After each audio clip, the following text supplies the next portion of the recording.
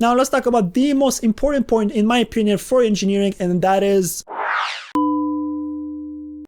What's up you guys, and welcome back to Ginger TV. Today we're gonna talk about some engineering, and I'm gonna tell you about 5 things I did not expect about engineering in Canada. So the first thing is about the difficulty, and honestly for me engineering was harder than I personally expected. Of course you have these people that are naturally gifted and that studying is super easy for them and they grasp the concept very easily.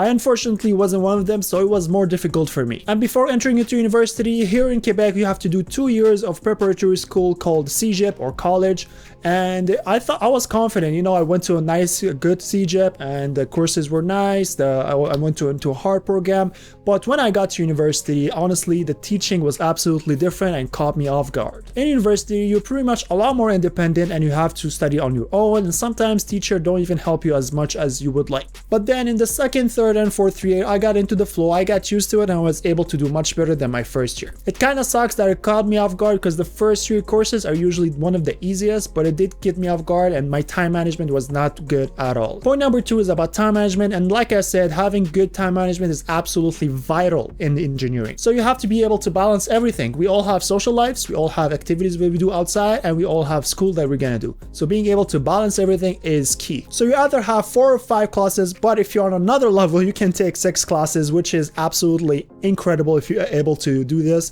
But 4 or 5 classes, they can be very heavy. What's not fun is when it comes midterm and finals. So during the midterm week, usually you have most of the exam compressed into 2 weeks period, which can be very difficult to study for all of them at the same time. So that's why having really good time management is important. And finals is even worse because sometimes they will put you 3 exams in the same day, and you can't move one of them because they're not in a 24-hour period, as they say. Don't get me wrong, I did expect that university will require a lot of effort and a lot of time, but I did not think it will be this intense, and my time management skill were not there yet, so it did get me off guard. Now let's take a step back about talking about the actual university, and let's talk about something that is a bit more important. The next thing that I'm gonna talk about is that 4 years is actually very quick. Yes, when you get into university, the first year is kind of slow and you're like, oh my god, I can't wait until I finish. But then with the blink of an eye, you're already doing your final project, and the final project flies by super quickly. You will do so much in your university time, and not only in school, but also in your professional life, as either you get internship, either you get part-time jobs in your field.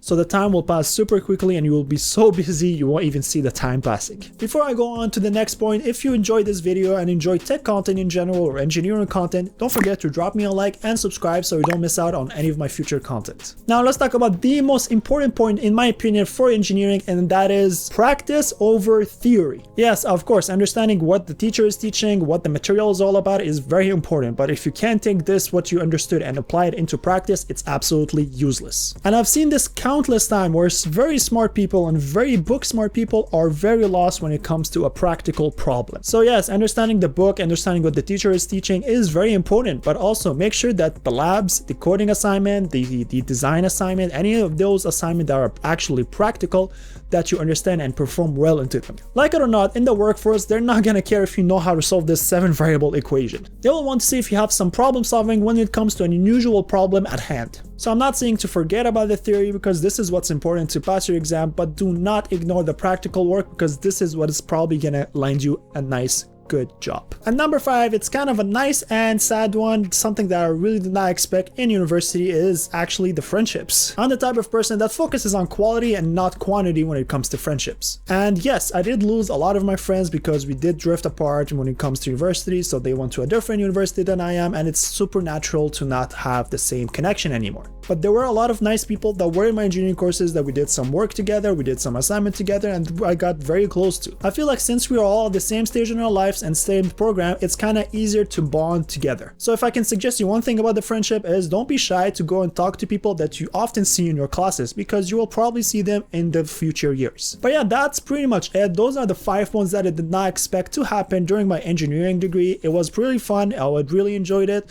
I would probably do it again, but I will tweak some stuff to do a lot better. That's pretty much it, guys. So if you enjoyed this video, don't forget to drop me a like down below. It really helps me out, and subscribe so you don't miss out on any of my future content. This is Ginger TV, and I'll see you in the next one. Peace.